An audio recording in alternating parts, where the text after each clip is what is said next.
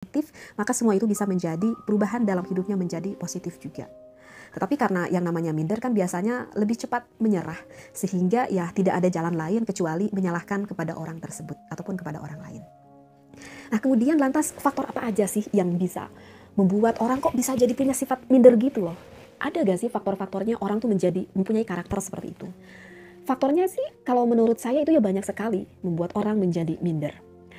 Bisa dikarenakan status sosial, bisa dikarenakan status keluarga, bisa dikarenakan status pendidikan, bisa dikarenakan ras, bisa dikarenakan fisik misalkan. Itu faktor-faktor penyebab dan masih banyak yang lain. Misalkan saya kasih contoh deh.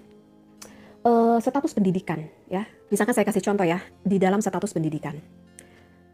Misalkan contohnya saya contohkan misalkan dari diri saya gitu ya. Saya ini kan notabene pendidikannya itu pendidikan agama lah.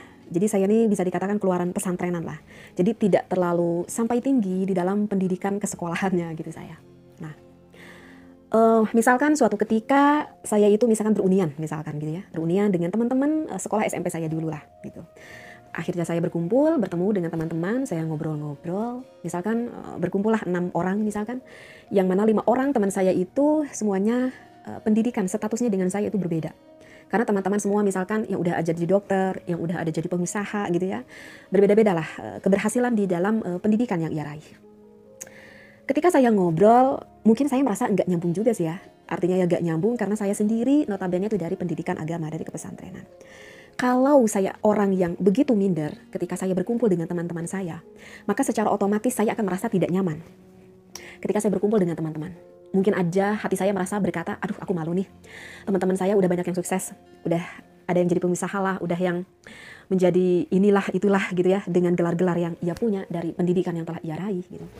Kalau saya minder, mungkin saya tidak akan melanjutkan obrolan itu dan saya akan menghindar dari teman-teman saya karena saya merasa nggak pede.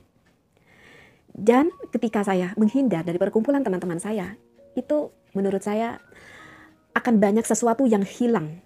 Yang seharusnya ketika kita berkumpul di sana bisa kita dapat loh, gitu ya.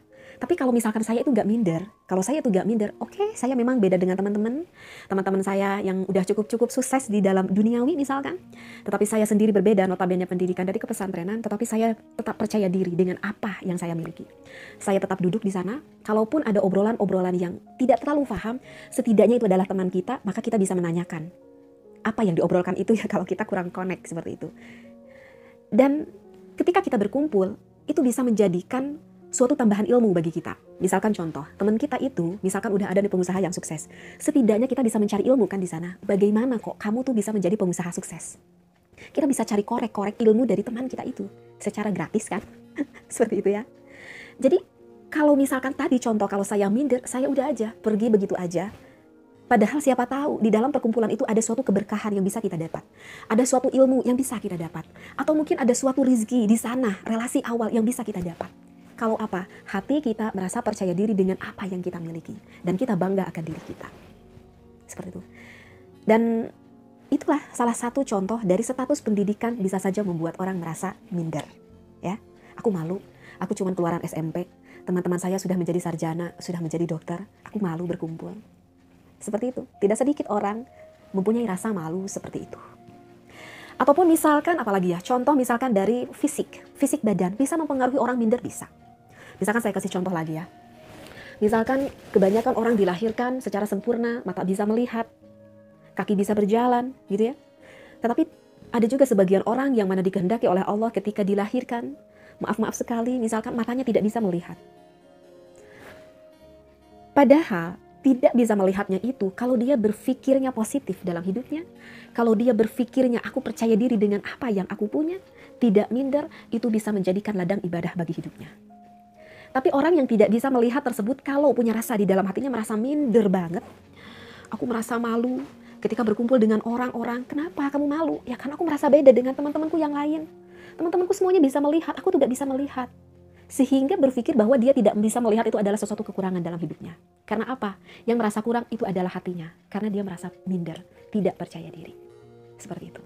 Tapi kalau misalkan orang yang tidak bisa melihat tetapi hatinya begitu percaya diri, tidak bisa melihat, dia tidak berpikir bahwa aku tidak bisa melihat ini adalah sesuatu kekurangan, tetapi aku berpikir aku tidak bisa melihat justru ini adalah kelebihan yang Allah berikan padaku.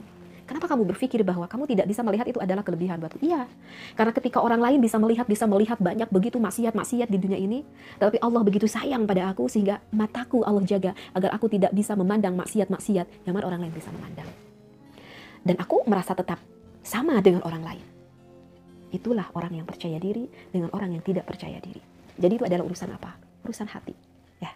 Ataupun misalkan bisa dikarenakan anak yang minder itu ataupun orang yang minder itu dikarenakan pendidikan yang salah. Misalkan ada inputan dari orang tuanya, mendidik caranya itu salah kepada anaknya. Misalkan salah satu contoh membuat anak menjadi tidak percaya diri, membuat anak menjadi minder, ini dikhususkan nih untuk orang tua ya, yang saat ini yang punya anak. Jika ingin membenarkan anak, ingin memberitahu anak, ingin mengasih solusi anak, jangan suka membandingkan. Jangan suka membanding-bandingkan apalagi dengan anak tetangga. Dalah dengan kakak adiknya pun itu tidak boleh. Itu sangat fatal nanti sekali akan mental seorang anak. Bisa-bisa anak nanti gak pede, bisa-bisa anak nanti minder. Misalkan ada 2 orang anak, adik kakak. Kakaknya dengan adiknya berbeda. Allah ciptakan adiknya IQ-nya cukup tinggi, cukup cerdas, cukup pintar. Tetapi Allah menciptakan kakaknya IQ-nya cukup lemah. Sehingga ibunya berkata kepada sang kakak, tuh lihat tuh adikmu tuh, tiap semester bisa sampai ranking 1. Di sekolahnya begitu prestasi, olahraganya prestasi, di sekolahnya prestasi, ikut perlombaan selalu aja jadi juara. Tapi kamu tuh kenapa ya?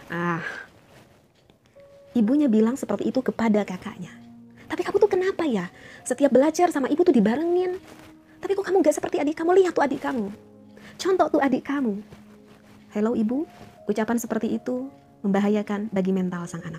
Nanti bisa membuat anak kita menjadi anak yang tidak percaya akan kemampuan dirinya sendiri. Orang itu akan menjadi minder dikarenakan salah pendidikan orang tuanya seperti itu. Ya, jadi sebetulnya sih faktor apa saja membuat orang menjadi gak pede, membuat orang menjadi minder itu sih sebetulnya masih banyak lah ya, banyak juga alasannya. Tetapi dari kesemua sekian faktor-faktor yang menyebabkan kita itu gak minder, kita gak penting juga kita terlalu fokus ke sana ya. Mau sebab apapun kek, mau faktor apapun kek, yang penting aku tuh pengen berubah di dalam pemikiranku ini. Ya. Jadi jangan berpikir, ya kenapa aku seperti ini, ya itu dikarenakan mungkin karena kesalahan ibuku. Gak perlu bicara seperti itu juga. Yang bisa merubah hidup kita itu adalah siapa? Kita itu sendiri. Nah oke, kalau gitu gimana nih caranya aku itu ingin menjadi orang yang lebih percaya diri? Maka coba, langkah pertama itu adalah dari pikiran kita. Sekali lagi dari apa? Pikiran kita. Coba, yuk kita bareng-bareng belajar, lebih perbanyak pikiran positif. Dan kita hilangkan pikiran-pikiran negatif yang ada di pemikiran kita. Karena tidak ada ya kehidupan yang positif yang dihasilkan dari pemikiran yang negatif. Dari energi yang negatif. Allah berkata bahwa setiap apa yang kita pikirkan, setiap apa yang kita ucapkan, setiap apa yang kita tuliskan, itu bisa berubah menjadi doa di dalam hidup kita. Ya kalau kita berpikir negatif, nanti hasilnya bisa bagaimana? Sesuai dengan apa yang kita pikirkan. Ya, berpikir positif. Misalkan saya kasih contoh. Ada 2 orang laki-laki, misalkan contohnya sama aja ya. 2 orang laki-laki misalkan sebagai seorang karyawan, tempat tinggal kampungnya sama, pekerjaannya sama, sudah punya keluarga dua-duanya sama. Orang yang satu yang berpikir selalu negatif, misalkan ketika malam hari dia sudah pulang dari kerjanya, misalkan dia berbaring di tempat tidurnya, kemudian dia menghela dan dia berkata, cukup melelahkan hari ini. Aku sangat capek, aku sangat lelah, aku sangat suntuk hari ini dan sangat mempusingkan sekali hari ini. Badanku udah begitu lelah misalkan. Dan orang itu berkata pada dirinya sendiri, sudah terbayang, esok hari akan menanti hidupku hari yang sama seperti ini. Besok akan capek lagi, lelah lagi, di pekerjaan banyak yang memusingkan lagi dan bla bla bla bla, yang dia pikirkan adalah hal-hal yang tidak menyenangkan, hal-hal yang negatif yang ada pada dirinya itu. Rugi gak sih? Rugi banget. Besoknya belum tentu umurnya itu sampai pada hari besok. Besok belum tiba, tetapi rasanya itu sudah didapat pada hari ini. Rasa capeknya udah ia dapat, rasa lelahnya udah ia dapat. Ya, kan dia berkata, aduh udah kebayang deh, besok hari yang tidak menyenangkan akan seperti ini lagi, begini lagi, begini lagi. Ya. Dan ketika dia mau tidur misalkan memasangkan alarm, dan ketika bangun tidur terbangun dengan alarm, baru terbangun dengan alarm itu udah marah-marah. Padahal dia sendiri yang memasang alarm itu. Ini alarm, harusnya aku masih tidur. Sehingga sekarang aku harus bangun, harus ini dengan rutinitas yang sama. Ketika dia pergi bekerja di jalan dengan keadaan macet ini itu udah stres. Belum bekerja aja udah stres. Ketika berada di pekerjaan pun dia jalani begitu dengan berat karena dengan tekanan hati yang begitu berat, tidak have fun hatinya. Karena itu, hatinya selalu berpikir bahwa kelelahan itu adalah sesuatu hal yang begitu negatif bagi hidupnya. Ketika disuruh oleh atasan, udah semakin tumpuk nih rasa beban dalam hatinya itu. Tetapi ketika satu lagi orang yang begitu banyak berpikir positif, ketika dia menghela dari rasa capeknya, ya Allah, rasa capekku hari ini, alhamdulillah aku dapatkan. Semoga rasa lelahku, rasa capekku hari ini menjadikan ladang amal ibadah untukku. Semoga menghapus akan dosa-dosaku. Dan itu akan menjadi doa. Ketika orang berkata seperti itu akan menjadi doa. Dan Allah akan betul-betul menghapus dosanya itu. Ketika dia berkata seperti itu. Dan betul-betul Allah akan menambahkan amal ibadahnya itu. Kenapa? Karena orang tersebut sudah menjadi orang yang bisa bersyukur kepada Allah. Dia tertidur, dia terbangun dengan alarmnya, dan dia bersyukur kepada alarm tersebut. Terima kasih alarm, karena kamu sudah membangunkanku untuk aktivitas hari ini. Macet pun sama seperti temannya ia hadapi, tetapi ia hadapi karena ini memang sudah rutinitas yang sama, ya anggaplah ini suatu kehidupan yang harus aku lalui.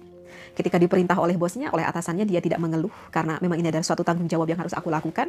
Bos memberikan aku kebaikan dan aku pun harus memberikan kebaikan kepada atasan ataupun kepada bosku. Setiap yang ia lalui, yang ia kerjakan, ia berpikir positif. Dan hidupnya akan lebih enteng, hatinya akan lebih ringan. Coba, pekerjaannya sama. Tetapi apa yang membedakan? Yang berpikir positif hidupnya akan lebih senang. Kenapa? Karena hatinya penuh dengan rasa bahagia yang ia jalani. Meskipun dengan capek yang sama. Tetapi akan lebih mudah ia hadapi hidup ini. Karena penuh apa? Karena berpikir positif pertama kepada siapa? Kepada Allah yang telah menciptakan dia. Ya kan? Ketika ia lelah berkata, terima kasih ya Allah akan kegiatan aktivitasku hari ini. Semoga menjadi ladang ibadah. Berarti dia telah berpikir positif kepada siapa? Kepada Allah. Ya kan? Yuk, kita belajar berpikir positif pertama adalah kepada Allah. Setiap apa yang kita ucapkan, maka itu akan berubah menjadi doa. Tapi kalau kita berpikir negatif kepada Allah, udah. Maka apa mau kita dikasih hal yang negatif oleh Allah? Kan kita tidak mau kan? Dan yang kedua, yuk kita belajar berpikir positif kepada diri kita sendiri. Itu mungkin hal pertama yang harus kita belajar adalah berpikir positif. Untuk selanjutnya kita harus belajar apa ya? Mungkin kita harus belajar menghadapi rasa takut di dalam hidup. Ya, belajar menghadapi rasa takut dalam hidup. Di dalam hidup apa sih yang kebanyakan orang takuti? Kebanyakan ya, orang itu hidup itu takut apa? Yang sekarang kaya takut besok miskin. Yang sekarang berjabat besok takut tidak berjabat. Yang saya khawatirkan besok aku tidak makan. Yang aku khawatirkan anak-anakku takut tidak makan. Bahkan kebanyakan orang berpikir bahkan ketika saya sudah meninggal pun, nanti gimana nasib anak-anak saya? Kebanyakan orang tuh lupa pada Allah. Padahal ada Allah yang mengatur anak-anak kita. Nah itu adalah rasa takut yang tidak baik yang ada di dalam hidup kita. Karena rasa takut itu adalah rasa takut yang bersifat duniawi. Ya kan? Banyak gak sih orang yang merasa takut akan hari esok kalau dirinya itu tidak bisa makan? Dan sejauh mana rasa takut kita kepada Allah? Aku takut ya Allah ketika umurku besok masih ada. Tetapi apakah Allah hari besok ataupun beberapa menit, beberapa detik selanjutnya, apakah Allah masih memberikan aku hidayah taufik? Harusnya rasa takut adalah rasa takut seperti itu. Jadi yang harus kita hadapi rasa takut itu adalah rasa takut duniawi. Karena itu adalah tidak baik.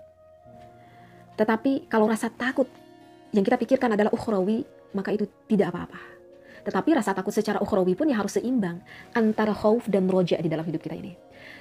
Maksudnya adalah khauf dan roja ini adalah, saya kasih contoh. Ketika kita mau melakukan suatu maksiat, ketika kita mau melakukan suatu dosa, maka kita ingat khauf yang kita tekankan.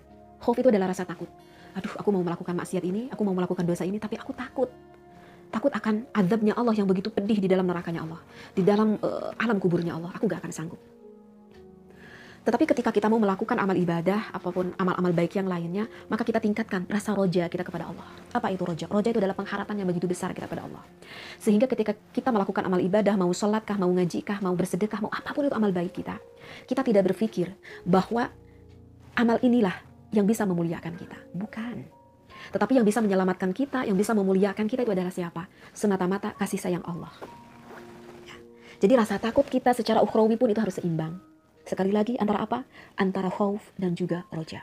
Tetapi yang harus kita lawan itu adalah rasa apa? Rasa khauf, rasa takut kita yang bersifat duniawi. Karena apa? Karena itu akan semakin menjauhkan kita kepada Allah Subhanahu wa Ta'ala. Dan untuk yang selanjutnya, tips agar kita tidak menjadi minder, coba deh kita belajar untuk menghargai diri kita sendiri. Menghargai siapa? Iya, diri kita, tubuh kita. Apa yang semua yang kita miliki, hargai. Semua ini adalah pemberian dari Allah. Syukuri apa yang kita punya. Kita melihat cermin, kita melihat ada kita, ya syukuri. Ya, begitu cantiknya kita, begitu tampannya kita. Meskipun menurut orang lain kita tidak terlalu cantik ataupun tidak terlalu tampan, tetapi karena saya merasa bahwa saya orang yang sangat begitu bersyukur sekali kepada Allah, ya percaya diri aja dengan apa yang kita punya. Seperti itu. Ya, karena kan tidak ada satupun manusia yang Allah ciptakan sempurna, itu nggak ada. Nggak ada. Yang maha sempurna itu hanya satu. Yang maha sempurna itu hanyalah Allah. Nggak ada satu makhluk pun yang sempurna. Nggak ada. Jadi karena tidak ada satupun manusia yang sempurna ataupun makhluk Allah, nggak ada satupun yang sempurna, ya kenapa kita harus minder? Betul nggak sih? Karena setiap manusia Allah ciptakan ada kekurangan dan ada kelebihan. Ada kelemahan dan juga ada kelebihannya. Kita mungkin sebelah sini oke lemah, tetapi kan sebelah sini aku lebih. Orang lain mungkin sebelah sini lebih, tetapi ada hal yang lain lemahnya ada. Gak ada semua orang yang itu serba bisa, gak ada. Oleh karena itu kita hidup kan saling membutuhkan. Oleh karena itu kita hidup bersosial ya saling membutuhkan. Gitu kan? Kita nggak bisa menjahit, membutuhkan pada orang yang menjahit. Orang yang menjahit nggak mempunyai ilmu, membutuhkan orang yang punya ilmu agama. Orang yang punya ilmu agama nggak tahu misalkan akan ilmu persawahan gitu ya, karena mau makan nasi, membutuhkan kan? Artinya ya nggak ada lah orang yang sempurna dalam hidup ini. Jadi oleh karena itu, ayo kita belajar menghargai diri kita. Karena tidak ada satupun manusia yang sempurna. Tetapi tidak ada satupun orang yang lemah. Setiap orang punya kelebihan dan juga punya kelebihannya. Untuk tips selanjutnya, coba kenali diri kita sendiri. Karena hadis ada mengatakan kalau kita gak kenal diri kita, maka kita tidak akan mengenal Tuhannya. Ini hadisnya sebenarnya berat banget sih. Kenali diri kita, ya kita adalah suatu makhluk yang diciptakan oleh Allah. Berarti kita di depan Allah tidak ada daya, tidak ada upaya. La haula wala quwwata illa billah. Dan untuk tips selanjutnya, ayo kita coba kelemahan kita ini, kita atasi kelemahan kita ini. Misalkan saya kasih contoh, ada seorang anak gadis SMP. Aduh, kamu tuh cantik ya, tapi sayang. Misalkan, kamu tuh bau ketek misalkan gitu ya. Kamu tuh cantik tapi sayang, kamu tuh bau ketek. Oh berarti kekurangannya apa? Oh berarti kekurangannya itu adalah bau yang ada di dalam badannya itu kan. Nah kalau orang yang minder, ya udah, kalau orang yang minder dia gak akan menerima apa orang yang lain bicarakan. Karena apa? Orang yang minder udah lebih cenderung akan sakit hatinya itu. Aku gak mau main lagi sama teman itu, kan udah bilang sama aku kalau aku bau ketek misalkan. Aku gak mau lagi berkumpul sama teman-teman karena kata orang aku ini bau misalkan. Itu adalah orang yang minder. Tapi kalau orang yang percaya diri, meskipun kata orang lain aku ini bau misalkan, oh kata orang lain aku ini bau ya, berarti orang ini bisa berpikir, kalau begitu bagaimana sih caranya agar aku tidak menjadi bau. Nah dia searching gimana nih caranya. Itu adalah orang yang percaya diri. Dan untuk yang terakhir, ayo kita lupakan masa lalu. Ya. Tetapi kalau misalkan masa lalu yang penuh dengan ya siapa sih orang yang tidak berdosa? Ya kalau kita ingat kepada dosa, kita semakin bertobat kepada Allah, yaitu baik-baik saja. Tetapi jangan menjadikan masa lalu ini kita terus saja merandapi akan masa lalu ini sehingga kita sulit untuk bergerak di dalam hidup ya. Setiap orang itu punya masa lalunya dan kita hidup pada masa sekarang. Seperti itu. Misalkan saya kasih contoh, ada seorang wanita, maaf ya, saya kasih contoh naudzubillah. Misalkan ada seorang wanita yang berzinah sampai melahirkan anak misalkan. Karena dia merasa malu akan dosanya itu sehingga menjadi tidak percaya diri, menjadi minder dirinya, sehingga orang tersebut tidak ingin bertemu dengan orang-orang, selalu menutup diri di rumahnya, tak ingin bertemu dengan siapapun karena merasa malu akan apa yang telah ia alami. Nah, jangan seperti itu juga. Udah, yang telah kamu lakukan, bertaubatlah banyak kamu kepada Allah, maka Allah akan mengampuni dosa kamu. Sekarang hadapi masa sekarang, jangan diulangi masa kesalahan yang lalu-lalu. Harusnya itu seperti itu, ya. Dan untuk tips yang terakhir apa ya? Jangan banyak mengeluh di dalam hidup. Jangan banyak mengeluh di dalam hidup. Rasa sakit kita, rasa capek kita, ya jalani aja, berpikir positif aja. Insya Allah nanti kehidupan akan berubah menjadi positif. Kaya bukan suatu tujuan dan kaya bukan kebahagiaan secara hakiki, meskipun tidak memungkiri bahwa hidup ini adalah membutuhkan uang seperti itu. Tetapi jangan menjadikan suatu prioritas yang utama. Jadi ya jangan banyak mengeluh sih bisanya. Kalau misalkan kita gak banyak mengeluh, itu akan mendatangkan aura yang positif di dalam hidup kita. Ya hidup kalau kita penuh bahagia, ya penuh senyum, penuh bersyukur kita kepada Allah dan bisa membuat awet muda. Oke deh, kayaknya ngobrol-ngobrol santai ini yang bla bla bla bla bla panjang, mudah-mudahan gak hanya sebatas apa ya, tidak sebatas obrolan aja. Mudah-mudahan obrolan ini sih banyak manfaat yang saya sampaikan. Wallahu a'lam wasallam.